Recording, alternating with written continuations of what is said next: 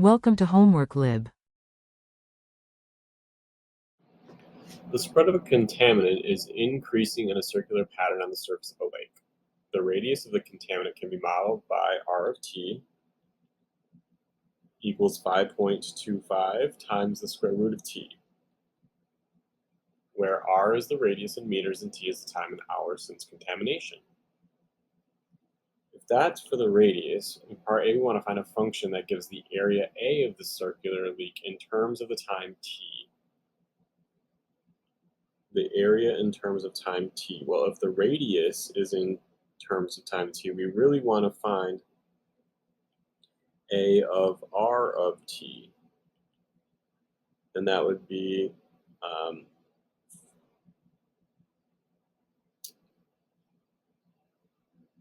if we take the area formula, pi r squared, and we substitute r of t in for r, it'd be pi times 5.255 times the square root of t squared.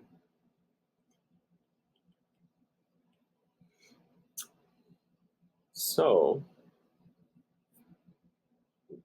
we can simplify this, but we could just leave it at this as well. For part B, find the size of the contaminated area after 36 hours. So that'd be A of 36. And that'd be pi times 5.25 times the square root of 36 squared.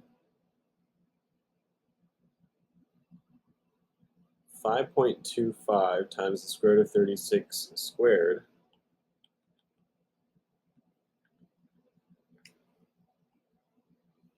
is 992.25 pi. And this would be in square meters. If you multiply this by pi, we're talking about 3,117.25 square meters. Whichever one you'd prefer to write. We want to find the size. We want to find when the size of the contaminated area is 6,250 square meters. So we're going to set 6,250 equal to pi times 5.25 times the square root of t squared. First thing we would do is divide both sides by pi. Then we'll square root both sides to get rid of the squared.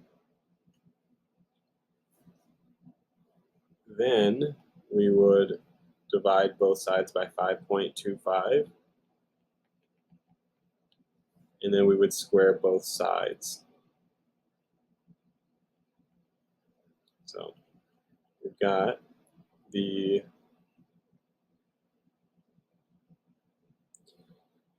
square root of 6250 over pi over 5.25 squared. That's the time exactly.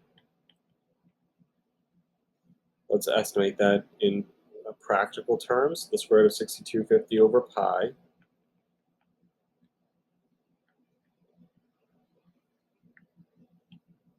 over 5.25, and then that needs to get squared,